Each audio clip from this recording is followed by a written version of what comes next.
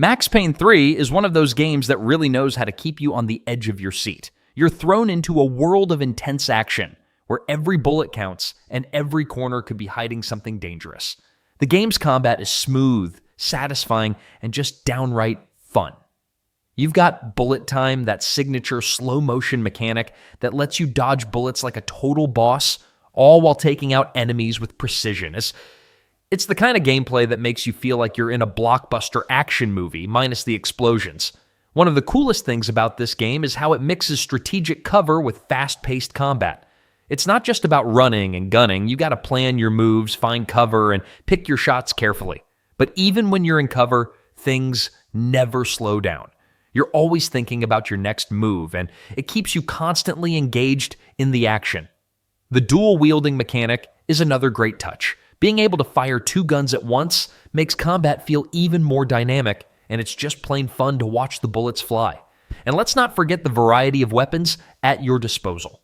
Whether you're going for the classic handgun, packing some serious heat with a shotgun, or trying your luck with an assault rifle, there's a weapon for every playstyle. Each weapon feels unique, and you get the satisfaction of feeling like a one-person army as you switch between them mid-fight. The game isn't just about the firefights, though. The levels are well designed and push you to think about how to approach each situation. Doom Eternal. This one doesn't slow down. It doesn't hold your hand. It just throws you straight into the chaos and expects you to thrive in it. And honestly, that's half the fun. From the very first moment, everything is sharp, fast, and ridiculously satisfying. Movement feels like it's been cranked to 11. Dashing, double jumping, swinging off bars, wall climbing. It's like being in the middle of a nonstop action movie where you never run out of adrenaline. Combat is where things really shine. There's this dance you get into, juggling weapons, abilities, and movement. It never feels repetitive because the game keeps encouraging different tactics. Flame belch one group, chainsaw another for ammo, glory kill the next for health. It's like a chaotic rhythm that somehow makes perfect sense. And when you get into that flow, it just clicks in the most exciting way. There's also something kind of brilliant about how the weapons are handled. Each one has its own role, but none of them feel like filler. Everything in your arsenal has purpose, and when you start mastering the combinations, the entire combat loop becomes this incredibly tight, rewarding experience, and the game keeps you honest. If you try to coast, it will absolutely punish you. But when you rise to the challenge, it feels so good. The pacing is wild too. It's intense, but it's broken up just enough to let you breathe. One moment you're clearing out a horde in a blazing arena, and the next you're dashing and climbing your way through some creatively designed corridors. Elden Ring is a game that brings everything together in one massive, beautifully crafted experience.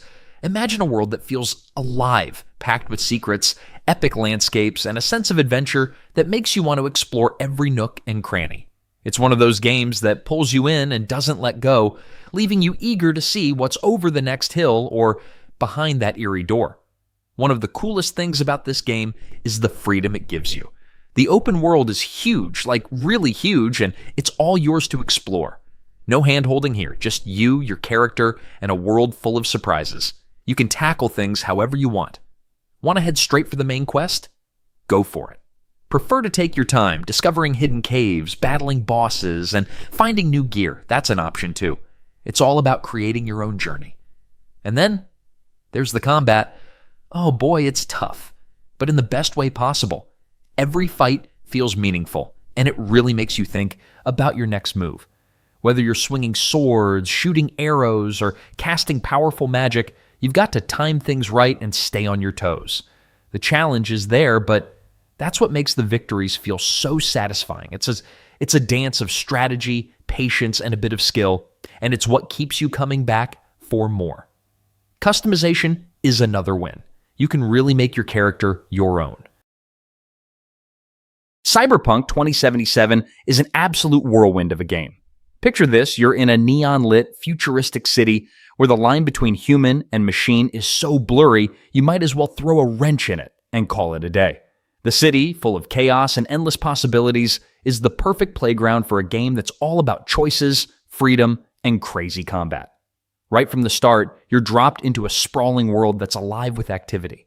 There's always something happening, from high-speed chases to shady deals, and everything feels packed with detail.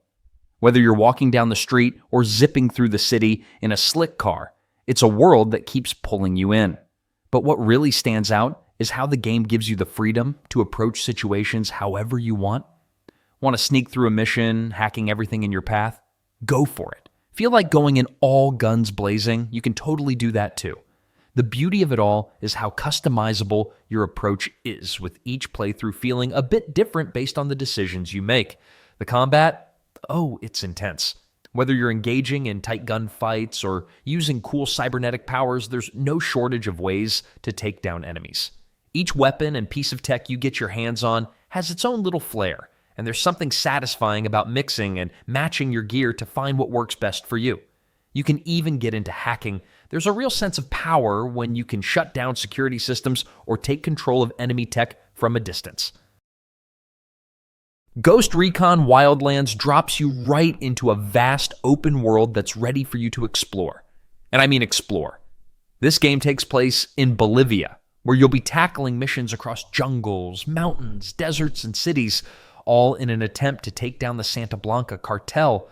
The map is huge, and there's just so much to see and do. You can drive, fly, and even swim your way around, making each mission feel a bit like a mini adventure of its own. The gameplay is all about tactics, but in a way that lets you get creative with how you approach situations. You can go in guns blazing, or you can take your time, sneak around, and plan each move. There's a lot of freedom in how you want to tackle things. It's not just about shooting everything in sight. It's about choosing the right moments to strike, when to lay low, and how to work with your team for maximum impact. Speaking of the team, the game lets you go solo, but it really shines when you team up with others. You can play co-op with up to 4 players, which turns every mission into a tactical operation. You and your squad can plan your moves, coordinate attacks, or just mess around and see what happens. The game definitely pushes you to think about how you're going to work with your team, whether you're sneaking past enemies or taking out a base together. Customization is also a huge part of the experience. From weapons to gadgets to your character's skills, there's a ton of ways to make your loadout your own. Marvel's Spider-Man Remastered is the perfect way to swing into action and experience a whole new level of superhero excitement. Whether you're new to the world of Spider-Man or you're jumping back in, this remastered edition does an excellent job of refining everything that made the original so special. One of the things that really stands out is how seamless everything feels. From the moment you take control, you're thrust into a vibrant and bustling New York City, where every corner feels alive. The fluidity of swinging through the streets, navigating skyscrapers, and dodging traffic just feels so satisfying. There's something about the sense of freedom that comes with being Spider-Man that makes every little trip across the city a joy. You're not just getting from point A to point B, you're enjoying every second of the ride. Combat, too, has been tightened up in the remastered version. The web-slinging, wall-crawling, and acrobatic moves come together in a way that feels really natural. It's one of those games where you can get into a flow, chaining together punches, web shots, and takedowns almost like you're performing a dance. And when you throw in the variety of suits and upgrades, it keeps things fresh every time you face off against a new wave of enemies. And let's not forget about the co-op content. If you want even more action, there's DLC that introduces additional missions and new suits. Whether you're playing through the extra content or revisiting the main game, there's always something to keep you hooked. Kingdom Come Deliverance. This one goes all in on realism and somehow makes that feel like a fresh take on the open-world RPG formula. It doesn't throw spells or dragons at you. It hands you a sword and says, "Good luck, try not to bleed out." And it works. Everything from the way you fight to how you dress, and even how much you've eaten, plays into the experience. It's not trying to impress with flash, it's aiming to pull you into a place where the rules feel grounded. The combat system stands out right away. It's slower and more deliberate, like a duel rather than an action movie. You can't just button mash and expect results. Timing, angles, positioning, suddenly every fight feels like a little puzzle. And it's not just one-on-one either. You can find yourself in full-on battles, and staying alive means thinking on your feet. Or just running. Running works too. Then there's the attention to detail. You've got layers of clothing and armor that actually matter. Food spoils. People remember your actions. Show up somewhere covered in blood, and folks will react. Forget to sleep or eat, and you'll start to feel it. It's all part of this bigger system that's quietly working in the background to make the whole thing feel alive. What really clicks is how open it all feels. You've got this sprawling medieval world full of castles, villages, shady taverns, and wide open forests. You can train, hunt, learn alchemy. Outer Wilds is one of those games that really sticks with you in the best way possible. Right from the start, it throws you into this cosmic playground where you're free to explore. There's no hand-holding here, just a ton of mysteries waiting to be solved. It's like being a kid in a massive science fiction sandbox where the rules of the universe are just slightly different from what you'd expect. The game sets you up as a young astronaut with a lot of curiosity and a trusty spaceship to explore a solar system full of surprises. The cool thing, there's no pressure to follow a specific path. You can go anywhere and learn about everything in your own time, piecing together the story at your own pace. It's an open-ended experience that really encourages you to get lost in the mystery of it all. As you explore, you'll discover new places, strange worlds, and ancient technologies, all while trying to figure out why things are the way they are. One of the standout features is the time loop mechanic, where everything resets after 22 minutes. At first, this might sound stressful, but it's surprisingly chill. You're not just racing against time, you're learning something new in each cycle. And each reset opens up new opportunities for discovery.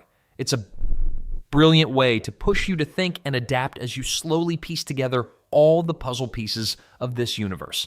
The planets you get to explore, each one has its own vibe. Some are more desolate, while others have hidden secrets that keep you on your toes, but it's not just about exploration for the sake of it. Resident Evil 7 brings a fresh, intense twist to the survival horror genre, and it does so in a way that's both thrilling and terrifying. You step into the shoes of Ethan Winters, an everyman trying to find his missing wife, Mia. But instead of running through familiar, action-packed environments, you're placed in a dark, creepy mansion that feels more like a house of nightmares. It's a shift from the more over-the-top action we've seen before, embracing the roots of what made the series so iconic in the first place: atmosphere and tension. The first-person perspective completely changes the game. It feels like you're right there walking through the crumbling house, turning corners, and always wondering what might be lurking around the next one. It's a deep dive into the kind of horror that gets under your skin, where every creak, every shadow makes you second-guess your next move. But it's not just about jumping scares. The game lets you take your time, solving puzzles, managing resources, and really exploring your surroundings, which only builds that sense of dread. Then there's the combat. It's all about managing what little ammo and health you have, which means you can't just go in guns blazing. Instead, it's about using your environment, thinking strategically, and always being ready to run when things get too heated. This isn't a game that makes you feel like a superhero. It makes you feel vulnerable. And that's what makes it so engaging. Every fight feels earned. Kena Bridge of Spirits is a game that really knows how to pull you into its world. You're in for a journey that mixes the joy of exploration with the thrill of combat, all while solving puzzles that'll keep you engaged. The adventure is filled with charm, with Kena, the main character, acting as your guide through a world that feels alive and full of surprises. The game's core is all about getting your hands dirty, whether it's battling enemies, uncovering secrets, or navigating through environments that constantly challenge you. The combat is satisfying, nothing too complex, but it doesn't need to be. With a staff in hand that evolves into a bow, you get the perfect balance between hacking your way through enemies and figuring out how to use your abilities to solve the environment's puzzles. One thing that really stands out is the rot. These little creatures are absolutely adorable, but they also serve a practical purpose. They help you in combat, clear obstacles, and even unlock new areas. There's just something about collecting these little guys and watching them evolve that keeps you invested in the game. Plus, the customization aspect adds a fun layer to the experience. What's really cool about the game is how it encourages you to slow down and pay attention to everything around you. The world is filled with secrets, hidden items, and challenges that reward careful exploration. Stalker 2 is a game that really takes you to a whole new level of immersion. It's one of those titles where once you're in, you'll forget about everything else around you. Picture this, you're dropped into a massive open world that's as eerie as it is fascinating, with a mysterious atmosphere that's impossible to ignore. There's no sugarcoating it. It's gritty and it's challenging in the best ways. The game lets you roam freely, and that freedom is paired with a huge variety of things to do. Whether you're exploring the ruins of a place caught between time or trying to survive against dangerous anomalies, it's hard not to get lost in its unique setting. The world is full of surprises, some friendly, some not so friendly, but it's the kind of place where everything feels alive, even when it's not. And the gameplay? It's dynamic. You'll find yourself swapping between exploration, intense combat, and strategic decision-making all the time. Whether you're sneaking past enemies or standing your ground in a firefight, the game does a great job of making every moment feel important. You can always feel the tension, like you're always on the edge, but it's a good kind of tension, the kind that keeps you coming back for more. What really stands out is the sense of unpredictability. Just when you think you've got things under control, something will happen that completely throws you off. The game doesn't hold your hand, but it rewards you for your patience and your willingness to adapt. The Surge 2 is all about turning up the intensity, diving into a world where every corner hides a new challenge. It's not your typical action RPG. The focus here is on that satisfying, brutal combat where every swing and every block feels meaningful. And let's talk about that combat for a second. It's fast, it's strategic, and it's got that edge-of-your-seat feel. You're not just smashing buttons, you're thinking about where to strike and which limb to target because that's where the fun happens. Severing limbs isn't just for show, it's a tactic. And what's even cooler, you can grab the gear from those limbs and use it for yourself. It's like taking trophies from your battles and showing off your spoils. The combat is one of those things that feels so smooth once you get the hang of it. There's something satisfying about taking down these challenging enemies, especially when they work in packs, making you think on your feet. You can't just rush in swinging. No, you've got to plan your moves carefully, dodge, block, and then strike at the right time. It's all about patience and precision, and when you nail it, it feels like the ultimate win. And don't get me started on how deep the customization gets. Whether you're looking to switch up your combat style or just want to tweak your look, there's a ton of options. You can choose your gender, your appearance, and pick from a variety of weapons, each bringing something different to the table. Want to go with a big heavy weapon to crush your enemies, or maybe something quicker and more agile? There's really no wrong choice here. Assassin's Creed Odyssey takes everything you loved about the franchise and kicks it up a notch. It's not just about sneaking around and assassinating people anymore, it's about living out an epic adventure in ancient Greece. From exploring the massive open world to getting into thrilling combat, this game knows how to keep you hooked. Right off the bat, you get to choose between two characters, Cassandra or Alexios, each with their own voice and personality. This adds a nice touch of personal flavor to the experience. You're not just playing as a generic hero, you're stepping into the shoes of a Spartan mercenary trying to make your way through a world on the brink of chaos. One of the coolest parts is the freedom to make choices that actually matter. It's not just about following a set path. You get to shape the story in a way that feels natural and unique. Whether you're choosing dialogue options or making decisions on how to tackle missions, the game really lets you feel like you're in control of your journey. And there's a ton of side content, so you can go off the beaten path and get lost in the world. From hunting mythical creatures to conquering forts, there's always something to do. The combat system is a lot of fun. It combines traditional Assassin's Creed stealth with an all-out action RPG system. You can get creative with how you approach fights, whether you want to go full melee or use your bow and arrows from a distance. The game even gives you the ability to unleash special abilities, making combat feel fresh and exciting each time. BioShock. This game isn't just about shooting stuff, though don't worry, there's plenty of that. It's about diving into a world that feels both alive and decayed at the same time. You're dropped into a city beneath the ocean, where everything's gone wrong, and you're left to figure out how to survive while navigating through some seriously twisted environments. The gameplay is a blast, mixing action with strategic thinking. You've got your weapons, of course, but then you also have these plasmids, think of them like superpowers, that add a whole new layer to how you handle situations. Want to zap someone with electricity or maybe throw them across the room using telekinesis. The possibilities make combat feel fresh and exciting.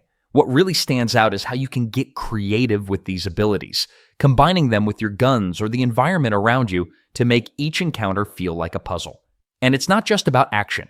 The world you're exploring is packed with little stories and mysteries that keep you hooked.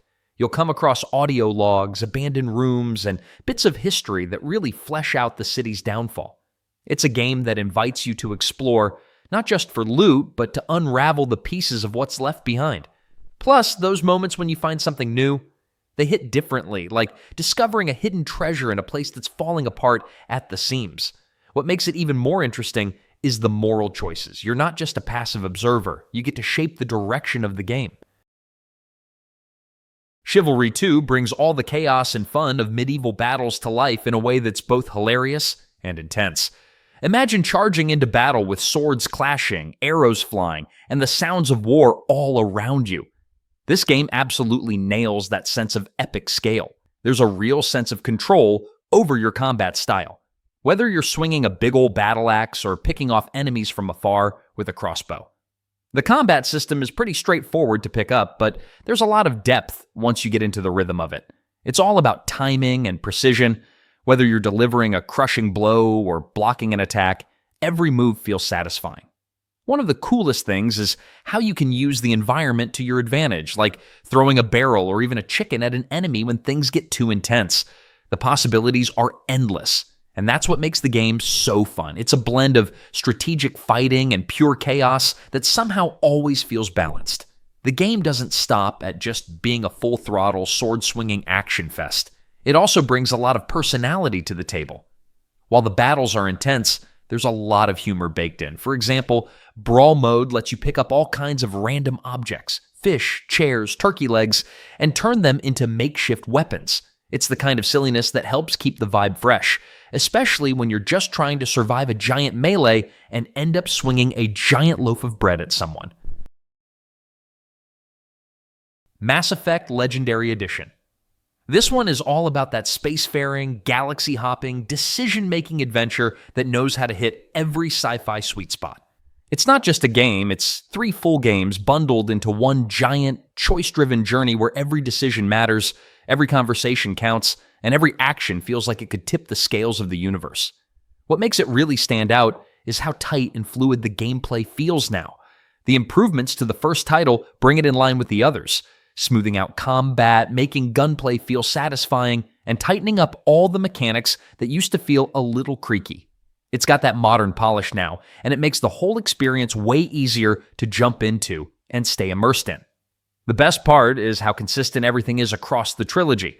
The character creator has been unified, so whether you go with a custom build or stick with the default face, the look and feel carry across all 3 games. And the load of DLC packed in from the get-go just makes it feel complete.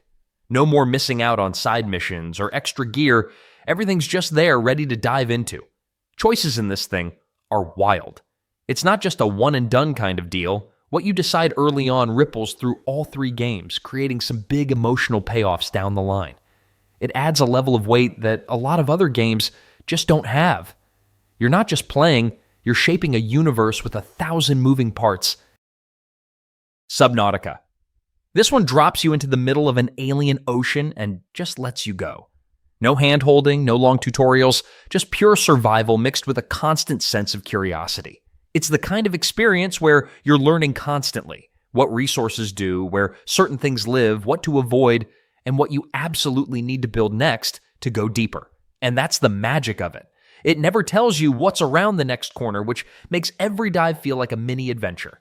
The way it handles progression is super smooth.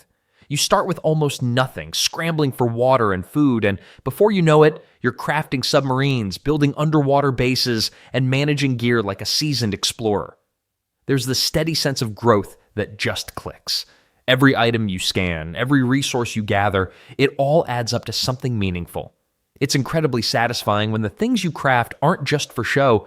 They're essential tools that make you braver and bolder each time you leave your shelter. Creatures play a huge role in how the world feels. You've got harmless little guys swimming around, just adding life and color. But then there are others, massive, aggressive, and way too interested in what you're doing. Figuring out how to navigate around them or through them becomes this game within the game. Some will chase, some will surprise, and others just make you rethink how deep you really want to go. Disco Elysium. This one's a game that really flips the script on what you expect from an RPG. Forget about epic sword fights or intense battles. This one's all about you, your brain, and how you navigate a world full of crazy characters and head-scratching situations. It's like walking into a detective novel and getting to choose how everything plays out, but with way more depth and weirdness. First off, you've got this detective who's kind of a mess, but in a way that's strangely relatable. He's dealing with a whole lot of inner turmoil, and your job as the player is to steer him through not just solving a mystery, but figuring out who he even is. It's like peeling back layers of an onion, except the onion's super complicated and keeps throwing curveballs at you. The skill system is where things really shine. Instead of the usual combat stats, you've got abilities like logic, empathy, and endurance. The more you dive into these, the more you unlock different ways to interact with the world. It's not just about physical power, it's about how well you can think, feel, and read situations. Some of the dialogue options will have you second-guessing your decisions, and that's what makes it so fun. You're always on your toes, trying to figure out which parts of your character you want to lean into. Then, there's the way you talk to yourself. Seriously, this game lets you have conversations with your own thoughts. It's like having a panel of experts inside your head offering opinions and advice, but they don't always agree with each other. Dead Rising Deluxe Remaster. The best part about this game is the freedom it offers. You can literally use anything around you as a weapon. Want to grab a lawnmower and mow down some zombies? Go for it. Or maybe you want to throw a shopping cart at a group of them. That's definitely an option. It's all about getting creative with how you deal with the undead hordes. The game does a fantastic job of letting you experiment with different weapons and strategies to keep things fresh and exciting. There's also something really fun about the sense of urgency the game gives you. It's not just about surviving. You've got a timer ticking down, and there's always this feeling that you're racing against the clock. Whether you're rescuing survivors or looking for clues, the constant pressure keeps you on your toes, and it makes everything feel way more intense. The remaster does a great job of making everything smoother, too. You've got modernized controls, so it's easier to aim and shoot, plus the AI for the survivors has been improved, so they're actually a bit more helpful than in the original. The photojournalism aspect is also more intuitive now, so you can snap some great shots of the chaos happening around you, which is both fun and rewarding. One of the coolest features is the way the game lets you save your progress. In the past, you had to rely on save points, but now you've got auto-saving and more save slots, which makes things way less stressful.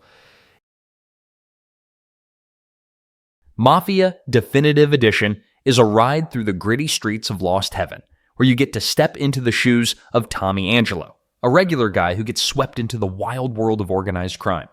No spoilers here, just pure vibes, because this is one game that really pulls you in with its atmosphere. First off, let's talk about the world itself. Lost Heaven is just one of those cities that feels alive. It's not just a backdrop, it's a whole vibe. As you cruise through the city, whether you're in a sleek car or on a classic motorcycle, you'll catch yourself actually enjoying the scenery. The attention to detail in this game is on point. The streets feel real, and driving around might actually have you humming along to the radio even though you're not supposed to. The driving mechanics are a huge part of this. Don't expect the fast-paced, arcade-style driving you might be used to. This one is slower, more about actually handling these classic 1930s vehicles. It might feel a bit different at first, but after a few turns, it's like you've got the wheel in your hands, cruising through a crime thriller. It's nice to see a game pay attention to these details, even when you're just getting from point A to point B. And then there's the whole criminal underworld thing. You start as an average Joe, just trying to get by, but quickly find yourself tangled up in all sorts of mobster shenanigans. As you get more involved, the stakes get higher, and it's clear this isn't just a job anymore. It's a lifestyle.